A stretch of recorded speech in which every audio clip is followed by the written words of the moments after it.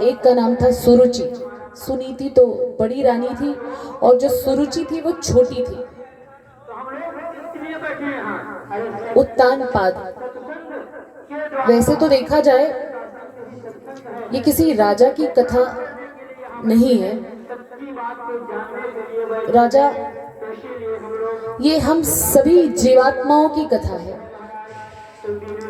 जो उत्तानपाद है राजा, तो क्या उत्तानपाद वही है? हम सब नहीं है। उत्तानपाद का अर्थ क्या होता है?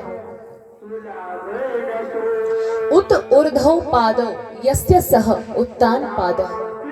जब जीवात्मा माँ के गर्भ में रहता है तो उसका पोज कैसे रहता है? माताओं को पता होगा। पैर उसके ऊपर रहते हैं, ऊपर की तरफ, और सर नीचे की तरफ होता है। जब जीव जन्म लेता है तो पहले उसका सर बाहर आता है, उसके बाद शरीर, धड़, उसके बाद पैर। तो हम सभी जीवात्मा उत्तानपाद हुए या नहीं? बचपन में तो सभी ऐसे ही थे मां के गर्भ में। और हम सभी जीवात्माओं की दो रानियां हैं। ऐसा नहीं है कि उन राजा की ही दो रानियां थी, हम सभी जीवात्माओं की दो रानियां हैं। अब आप पूछेंगे कैसे? सुनीति और सुरुचि। सुनीति का मतलब क्या होता है? बुद्धिमानी, अच्छी बुद्धि। और सुरुचि मनमानी। सुरुचि का मतलब क्या होता है? मनमानी। जो सुनीति अर्थात बुद्धिमानी से और शास्त्रों के कहे गए बातों के अनुसार अपने जीवन को जीता है, धर्म पथ पर चलता है, तो उसका कल्याण होता है। और जो मनमानी तरीके से जीवन को जीता है उसकी बर्बादी होती है। क्योंकि मन से किए गए कार्य में कोई भी व्यक्ति सफल नहीं होता। प्रेम से बोलिए जय जय श्री राधे। जय जय श्री राधे। तो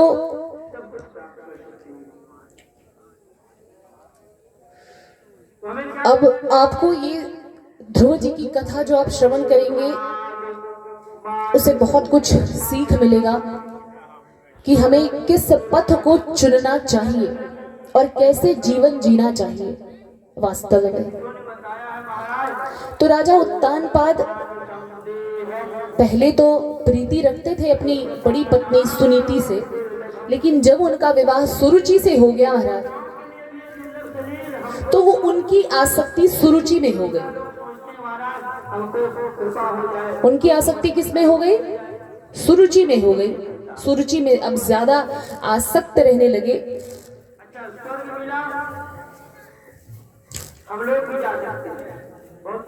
एक दिन तो सुरुचि के जो पुत्र थे वो थे उत्तम, और सुनीति के पुत्र कौन थे? ध्रुव। तो एक दिन राजा उत्तानपाद आराम से अपने सिंहासन पर बैठे हुए थे। ध्रुव जी 5 साल के हैं। कितने साल के हैं अभी? सिर्फ और सिर्फ 5 साल के, बहुत छोटे हैं। सभी बच्चों का, बालकों का ये मन होता है कि वह अपने पिता के साथ थोड़ा सा समय व्यतीत करे महाराज, सभी का मन करता है। तो ध्रुव जी छोटे से हैं, अपने पिता के पास जाते हैं और उनकी गोद में बैठ जाते हैं। उनकी गोद में जब बैठ जाते हैं तो महारानी सुरुचि वहां पर विराजमान थी। कहीं अरे ऐसे कैसे? उतरो, तुम्हें गोद में बैठने का अधिकार नहीं है। राजा की गोद में मेरा पुत्र ही बैठेगा, तुम मेरी सौत के पुत्र हो। क्यों महारानी? माता आप ऐसे क्यों बोल रही हैं? आप हमें हमारे पिता की गोद से क्यों उतारना चाह रही हैं? तो कह रही है तपसाराध्य पुरुषम तस्यैवानुग्रहेण में गर्भे त्वं साधयात्मानं यद्गच्छसि नृपासनम। क्योंकि तुम उस काबिल नहीं हो। कहन महारानी मुझे अपने पिता की गोद में बैठने के लिए परमिशन लेना होगा। कहन हाँ। कहन किसका? कहन मेरा परमिशन लेना होगा। जब तक मैं अनुमति ना दूं तब तक नहीं। तो कहें मैं गोद में बैठ सकूं अपने पिता की, मुझे ऐसा क्या कार्य करना होगा? कहें तुम जाओ परम पिता पर ब्रह्म परमेश्वर की आराधना करो। कहें अच्छा, फिर? कहें जब परम पिता यानी ठाकुर जी नारायण जी ही है परम पिता पर ब्रह्म परमेश्वर, तो जब नारायण प्रसन्न हो जाएंगे तुम्हारी भक्ति से तो तुम ये वरदान मांगना। क्या वरदान मांगना? कि मैं महारानी सुरुचि के गर्भ से उनके पुत्र के रूप में जन्म लूं। तो जब तुम मेरी कोख से जन्म लोगे तब तुम्हें अधिकार होगा राजा उत्तानपाद की गोद में बैठने का, तब तुम उस काबिल बनोगे। अब देखिए अभिमान, देखिए इस स्त्री का अभिमान देखिए कि वो अपने भगवान से भी बड़ा दर्जा किसको दे रही है? अपनी कोख को, अपने आप को।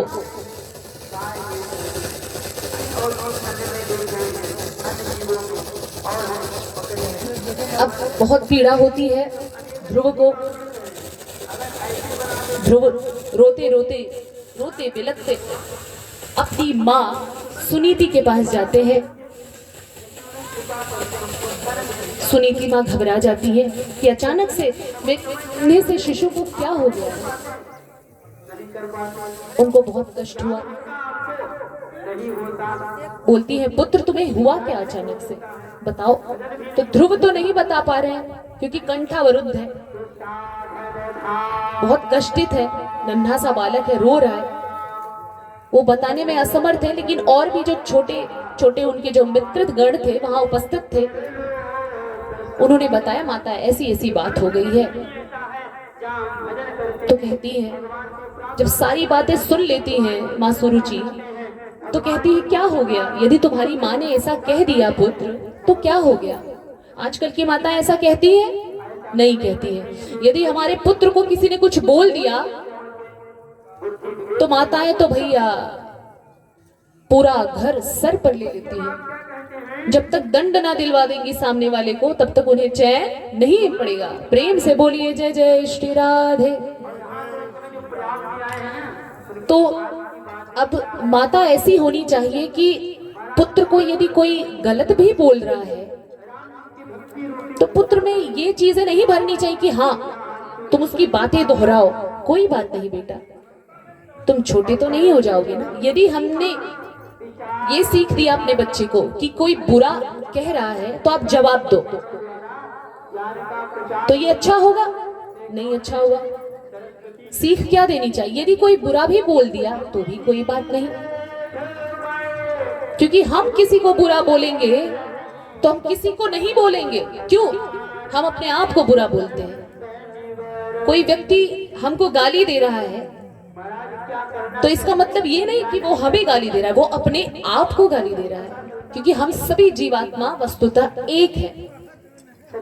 और इन्हीं सब जो वास्तविक ज्ञान है, इन सब सभी वास्तविक ज्ञानों से हम परिचित हैं। जब ज्ञान हो जाता है, जब भक्ति, सच्ची भक्ति जागृत हो जाती है, तब सभी बातों की जानकारी हमें मिल जाती है। उन्होंने बोला कोई बात नहीं, तुम्हारी सुरुचि मैया तो धन्य है, मुझसे भी ज्यादा धन्य वो है। कहते माँ उन्होंने इतना बुरा बोला मेरे लिए और आपके लिए, तुम मेरी सौत के पुत्र हो, तुम ऐसे इस काबिल नहीं हो, इतना बुरा बुरा बोला और आप उनका प्रशंसा कर रही हैं। लेकिन हाँ बेटा, मैं उनका प्रशंसा कर रही हूँ क्योंकि आज तक जो मैंने कार्य नहीं किया वो मेरी छोटी बहन, वो अपनी छोटी बहन मानती है सुरुचि को, वो मेरी छोटी बहन सुरुचि ने कर दिखाया। वो क्या माता? तुझे परम पिता पर ब्रह्म परमेश्वर से परिचित कराया है, उनके विषय में बताया है। कहनी ये परम पिता कौन है? हरि व्यापक सर्वत्र समाना, प्रेम पे प्रकट हो ही मैं जाना, प्रेम पे प्रकट हो ही मैं जाना। कहन वो हरि, वो नारायण ही सृष्टि के अणु अणु में, सृष्टि के कण कण में विराजमान है। जो तुम्हारे पिता के भी पिता हैं, ऐसे परम पिता के बारे में तुम्हें जानकारी दी है तुम्हारी छोटी माँ ने। ये तो छोटी मोटी बात नहीं है, बहुत बड़ी बात है बेटा। आज तक तो तू मेरे साथ इस सांसारिकता में ही फंसा हुआ था, लेकिन तुझे छोटी माता ने संसार को बनाने वाले से परिचित करा दिया। तो कहे माता ये कौन है, कहाँ रहते हैं? ईशावास्यमिदं सर्वं यत् किंच जगत्यां जगत्। अब माता रानी सुनीति कहती, पुत्र ऐसा पूछो कि वो कहाँ है कहाँ नहीं है। वो तो सर्वत्र है, बस हमें ही नहीं दिखाई देते, क्योंकि हमारे ऊपर अज्ञान रूपी अंधकार ने डेरा डाल रखा है, इसलिए हम प्रभु को देख पाने में सक्षम नहीं होते हैं। भगवान तो पुष्प में भी है, पुष्प में जो सुगंध आती है वो दिखाई देता है सुगंध, लेकिन फिर भी सुगंध तो है ना, है या नहीं है, लेकिन वो दिखाई नहीं देता। तो इसी तरीके से भगवान है, हम देखना नहीं चाहते इसलिए दिखाई नहीं देता है। और जिस दिन देखना चाहेंगे सच्चे रूप से, उस दिन हमारा परम पिता पर ब्रह्म परमेश्वर हमें दिखाई देगा। तो अब माता के कहे अनुसार 5 साल के ध्रुव जी निकल जाते हैं वन में भगवान को खोजने के लिए, कि मुझे मिलना है भगवान से, मुझे भगवान को प्राप्त करना है। तो उस वन में एक नन्हा सा बालक गया है, क्या लेकर? मन में भावना, भगवान की प्राप्ति की भावना है। क्षत्रिय है, राजा के पुत्र है ध्रुव, तो बड़े ही कट्टरता से उन्होंने बोला, नहीं मैं भगवान को प्राप्त करके ही रहूंगा। और क्षत्रिय जो एक बार कह देता है, सच्चा क्षत्रिय, उसे पूर्ण किए बिना नहीं रहता है। वो निकल गए। रास्ते में उनका मिलन हुआ नारद जी से। किससे मिलन हुआ? नारद जी से। नारद जी की भेंट हुई ध्रुव जी से। अब ध्रुव जी का परीक्षण लेने के लिए सोचे कि इतना नन्हा सा छोटा सा बालक है और ये भगवान को प्राप्त करना चाहता है। नारद जी तो है ही है त्रिकाल दृष्टा, वो तो सब कुछ जान गए, क्या बीती है, क्या हुआ है इसके साथ, क्या घटना घटित हुई है।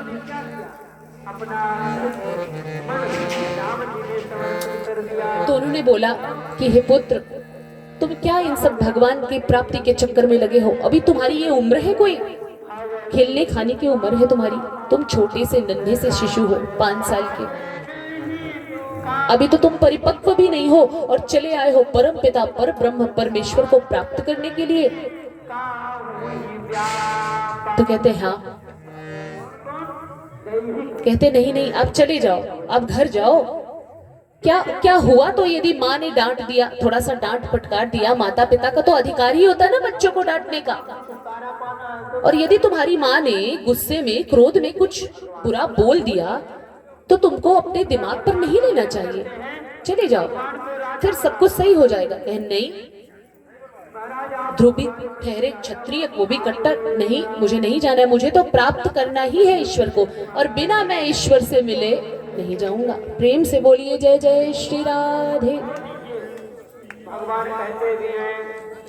तो अब नारद जी जान गए कि ये चेला बिल्कुल पक्का है, ये भगवान को प्राप्त किए बिना नहीं जाएगा। भगवान नारद ने उन्हें 12 मंत्र ओम नमो भगवते वासुदेवाय, इससे उनके कान को फूंक दिया, मंत्र दे दिया उन्हें। मननाथ त्रायते इति मंत्र, मंत्र क्या होता है? जिसका जाप किया जाता है, ध्यान किया जाता है, मनन किया जाता है, जोर से बोल के जाप नहीं किया जाता है। मंत्रों का जब हम मंत्र जाप करते हैं तो धीरे से होता है, मन में होता है। केवल एक ऐसा मंत्र है जिसका संकीर्तन भी होता है और जाप भी होता है। वो कौन सा मंत्र है? हरे राम राम राम हरे हरे, हरे कृष्ण हरे कृष्ण कृष्ण कृष्ण हरे हरे। इसका संकीर्तन भी होता है और इसका जाप भी होता है। इसको महामंत्र बोला जाता है, मंत्रों का भी मंत्र है ये। मंत्र दे दिया और बोला कि बेटा अब आप जाओ, मैंने आपको मंत्र दे दिया है। तत्तात गच्छ भद्रं ते यमुनायास्तटं शुचि पुण्यं मधुवनं यत्र सानिध्यं नित्यदा हरे। अब आप मोक्षदायिनी मथुरापुरी में जाकर के यमुना नदी में स्नान करके भगवान की आराधना में लीन हो। तो कहते हैं ठीक है महाराज। अब ध्रुव जी 5 साल के, ये सोचिए 5 साल के ध्रुव जी यमुना जी की तरफ मुड़ गए, यमुना जी में स्नान किया और मधुवन में आराम से बैठ गए। उन्होंने कुछ व्रत लिया। क्या व्रत लिया? पहला 1 महीने के लिए त्रिरात्रांते त्रिरात्रांते कपित्थ गदराशनः, 3 दिन में 1 महीने तक का उन्होंने संकल्प लिया और ये व्रत रखा कि 3 दिन में 1 दिन तो फल खाएंगे और फिर 3 दिन ऐसे ही व्यतीत करेंगे, फिर 3 दिन में 1 दिन फल खा के और फिर 3 दिन में ऐसे ही रहकर और भगवान का ध्यान करके उनका जाप करते रहना है। तो 1 महीना ऐसे गुजर गया महाराज। 1 महीना जब ऐसे गुजरा तो द्वितीयं च तथा मासम षष्ठे षष्ठे भगो दिने। अब 6 दिन में 1 बार तिनका घास फूस खाकर रहते हैं, 6 दिन में 1 बार, और 6 दिन ऐसे ही गुजर जाते हैं। 1 महीना ऐसे ही गुजर गया महाराज उनका। सिर्फ भगवान का ध्यान करते थे, 6 दिन में कुछ घास फूस तिनका खा लेते थे, पा जाते थे, बस हो गया, और प्रभु का ध्यान करते थे। तो ऐसे तो 2 महीने ऐसे ही व्यतीत हो गए। अब तीसरा महीना चालू हो गया। तो तीसरा माह लगा तो नियम और उनका जो व्रत था और कठोर हो गया कि अब क्या करते हैं, अब दुर्वा, जो दुर्वा नहीं होता वो खाकर व्यतीत करते हैं 6 दिन, और बाकी के 6 दिन ऐसे ही रहते हैं, भगवान की साधना में लीन रहते हैं। अब और व्रत आगे बढ़ाया उन्होंने, व्रत को उन्होंने कठोर किया और संकल्प भी उनका कठोर हुआ।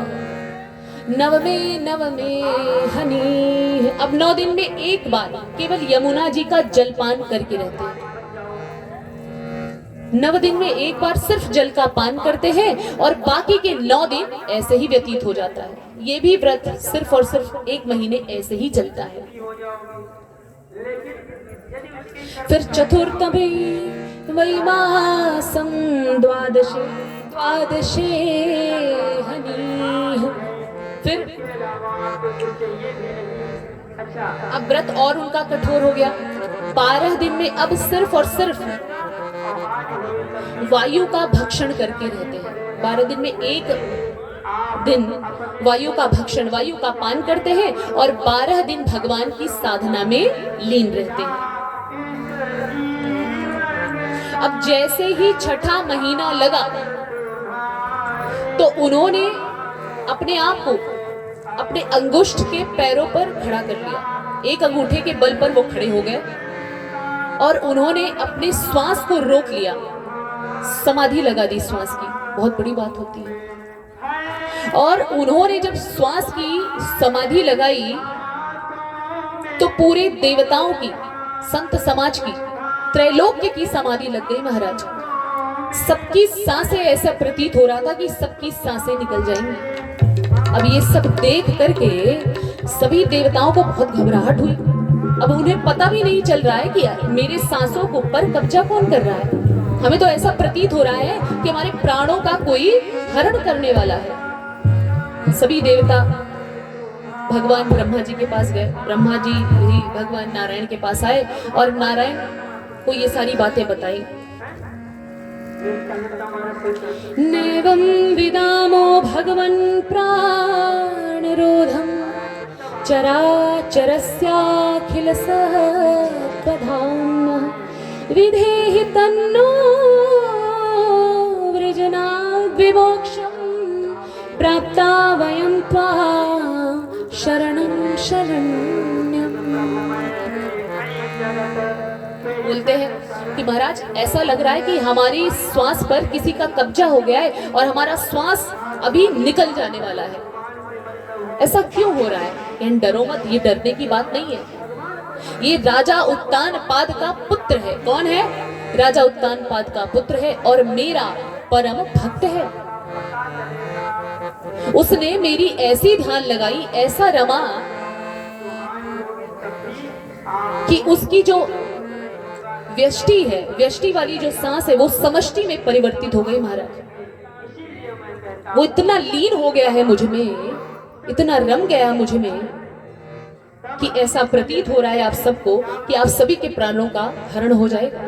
तो आप डरो मत, मैं अभी अपने भक्त ध्रुव का दर्शन करने के लिए जाऊंगा। ये बहुत बड़ी बात है कि जब भक्त का दर्शन करने भगवान गए हैं, बहुत बड़ी बात है। फिर भगवान गए गरुड़ारूढ़ होकर के, भगवान ठाकुर जी ध्रुव जी के पास में गए। अब ध्रुव जी तो समाधि लगाए हुए प्रभु के दर्शन में एकदम तल्लीन हो गए हैं, भाव विभोर हो गए हैं। अब ध्रुव जी के ध्यान को खोलना था, ध्रुव जी की आंखों को, नेत्रों को खोलना था, क्योंकि अभी सबकी जान, ऐसा लग रहा है कि सबकी जान चली जाएगी, समस्त संत समाज का, देव समाज का। तो भगवान नारायण ने सोचा कि जब तक मैं अपनी छवि को इसकी अंतरात्मा से नहीं निकालूंगा तब तक ये नेत्र नहीं खोलेगा। तो अपनी छवि को उनके अंतरात्मा से निकाला भगवान ने। जैसे ही निकाला वैसे ही, जैसे एक मछली की गति होती है, बाहर निकालते हैं पानी में से मछली को, मछली की गति कैसे होती? तड़फड़ा कर मर जाती है। तो वैसे ही गति ध्रुव की हो रही है। अरे असहाय, अचानक से मेरे प्रभु मेरी दृष्टि से कहां ओझल हो गए? अभी तो दिखाई दे रहे थे मेरे प्रभु, अचानक से कहां चले गए? उन्होंने नेत्र खोला और ज्यों ही नेत्र खोला उन्होंने अपनी आंखों के समक्ष उन्हीं चतुर्भुजधारी भगवान नारायण का दर्शन किया। बोलिए नारायण भगवान की, बोलिए भक्तवत्सल भगवान की। अब ध्रुव जी को जब दिखाई दिए प्रभु, तो ध्रुव जी के दिमाग में एक बात आई। क्या बात आई? कि अरे, मैंने माता जी से पूछा कि भगवान कहाँ मिलेंगे, उन्होंने बोला तप करो, उनकी साधना करो, तो मैं वन में चला आया। लेकिन मैंने माता पिता से ये तो नहीं पूछा था कि माँ कैसे भजन करूंगा, कैसे तप करूंगा भगवान का। मुझे तो पूजन करने भी नहीं आता, कुछ आता जाता तो है नहीं, कैसे पूजा करूं इनकी, कैसे स्तुति करूं? तो भगवान तो सब जान रहे हैं। भगवान तो मूकं करोति वाचालं पंगुं लंघयते गिरिं यत्कृपातमहं वन्दे परमानंदं माधवम्। बिना बोले भी भगवान सब कुछ बोलते हैं, बिना किए हुए भी सब कुछ करते हैं। करे करावै भंजन सोई उमा राम गति लखान कोई। करने कराने वाला वही है, करता भी वही है, कराता भी वही है, चरता भी वही है और चराता भी वही है। सारे संसार का संचालन कौन करता है? कौन करता है? भगवान ही करते हैं ना। तो अब भगवान जान गए हैं कि ये जो मेरा भक्त है ये सोच रहा है कि मैं भगवान की कैसे स्तुति करूं। तो भगवान ने अपने शंख को उसके कपोल से, गाल से स्पर्श करा दिया और जैसे ही भगवान का शंख ध्रुव जी के गले से, गाल से लगा, वैसे ही उन्हें समस्त वेद वेदांग उपनिषदों का ज्ञान प्राप्त हो गया। उन्होंने भगवान की स्तुति करी। शासन करोगे, उसके पश्चात तुम्हें ध्रुव तत्व की प्राप्ति हो जाएगी और ध्रुव लोक मेरी तरफ से तुम्हें प्रदान किया जाएगा। तभी तो भगवान ने ध्रुव लोक ही प्रदान कर दिया। भगवान ने तो वही कहा जाता है कि जब हमारी सच्ची प्रीति भगवान नारायण में हो जाती है, ठाकुर जी में हो जाती है, तो प्रभु ना चाहने पर भी हमें सब कुछ दे देते हैं। महाराज भज लो बारंबार हमारे राधे श्याम, जीवन के आधार हमारे राधे श्याम, भजलो बारंबार हमारे राधे श्याम। जीवन के आधार हमारे राधे श्याम, भजलो बारंबार हमारे राधे श्याम। जीवन के आधार हमारे राधे श्याम।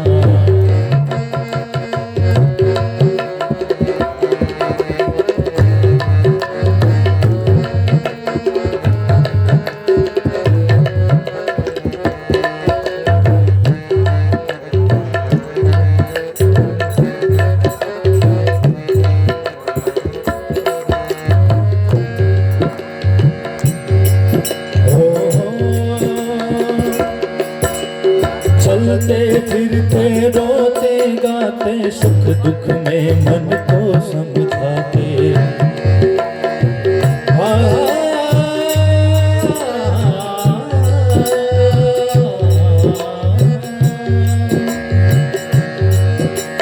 चलते फिरते रोते गाते सुख दुख में मन को समझाते। बस कहो पुकार पुकार हमारे राधे श्याम। जीवन के आधार हमारे राधे श्याम। जीवन के आधार हमारे राधे श्याम। भजलो बारंबार हमारे राधे श्याम। भजलो बारंबार हमारे राधे श्याम। जीवन के आधार हमारे राधे श्याम।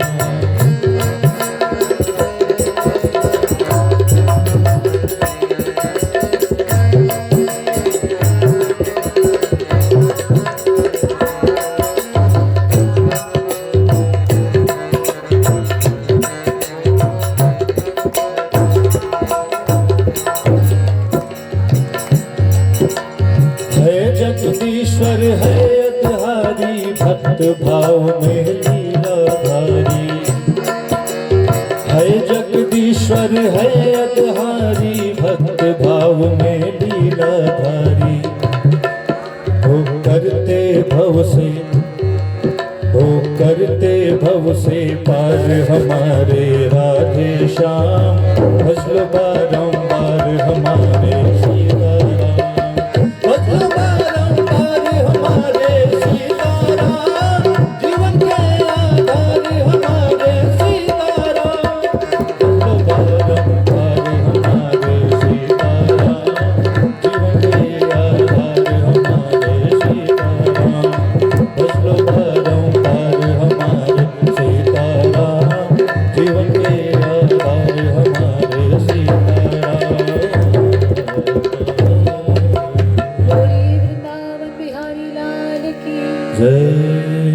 तो भगवान नारायण ने ध्रुव जी को ध्रुव लोक की प्राप्ति करा दी। तो ऐसे ही ये हमारे ऊपर निर्भर करता है कि हम ध्रुव तत्व की प्राप्ति करना चाहते हैं अथवा नहीं।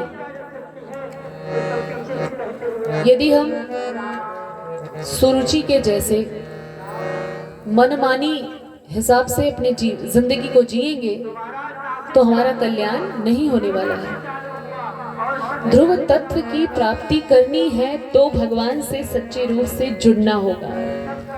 भगवान की सच्ची भक्ति हम में जागृत होगी तभी हम ध्रुव तत्व की प्राप्ति कर सकते हैं। और भगवान ने जो कुछ भी हमें दिया है, हमारे पास जो कुछ भी है उसका धन्यवाद करना चाहिए। लेकिन इंसान क्या करता है धन्यवाद नहीं। हे प्रभु हमारे पास ये नहीं है। गाड़ी आ गई है तो हे प्रभु हमारे पास बंगला नहीं है। ये बंगला हो जाता ना तो बहुत संतुष्टि मिल जाती है। तो बंगला दे दिया प्रभु ने, लो अब तो संतुष्ट हो जाओ। गाड़ी दे दिया, बंगला दे दिया, अब तो संतुष्ट हो जाओ। नहीं महाराज, बंगला तो दे दिया, थोड़ा बिजनेस में प्रॉब्लम है। बिजनेस भी थोड़ा अच्छा हो जाता तो सही रहता। बिजनेस भी दे दिया तो भी फिर भी संतुष्टि नहीं है। बड़े भाग मानुष तन पावा, सुर दुर्लभ सब ग्रंथ निगावा। साधन धाम मोक्ष करी द्वारा, पाई न जही पर लोक सवारा। भगवान ने इतना सुंदर शरीर दे दिया है, फिर भी भगवान का धन्यवाद नहीं देते हैं, क्योंकि 84 लाख योनियां हैं। 84 लाख योनियों में यदि किसी योनि में हमारा उद्धार हो सकता है तो वो सिर्फ और सिर्फ मानव योनि है। तो इतना सुंदर योनि को प्राप्त करने के बावजूद भी यदि हम भगवान की शुक्र अदा ना करें तो हमारा जीवन लेना ही इस धरती पर व्यर्थ है। तो आइए हम सभी अपने आप को धन्य माने। क्यों धन्य माने? क्योंकि आज हम सभी मिल करके भगवान की लीला कथा अमृत का रसपान कर रहे हैं। महाराज, बहुत बड़ी कृपा है ठाकुर जी की, जो हमें सुंदर तन दिया है। कोई विकार नहीं है, क्योंकि हम सभी सुन रहे हैं भगवान की कथा, तो हम यही मानकर चलेंगे कि हम विकार युक्त हैं, क्योंकि जैसा खाओ अन्न वैसा होए मन। तो हम अपने आप को विकार मुक्त ही माने ना। तो चलिए भगवान को हम पल प्रतिपल धन्यवाद करना चाहिए। तो भगवान को धन्यवाद देते हुए एक सुंदर सी प्रस्तुति ठाकुर जी के श्री चरणों में प्रस्तुत करेंगे। मुझे तूने मालिक बहुत दे दिया है, मुझे तूने मालिक बहुत दे दिया है। तेरा शुक्रिया है, तेरा शुक्रिया है। मुझे तूने मालिक बहुत दे दिया है, मुझे तूने मालिक बहुत दे दिया है। तेरा शुक्रिया है, तेरा शुक्रिया है। मुझे तूने मालिक बहुत दे दिया है, मुझे तूने मालिक बहुत दे दिया है। तेरा शुक्रिया है, तेरा शुक्रिया है। तेरा शुक्रिया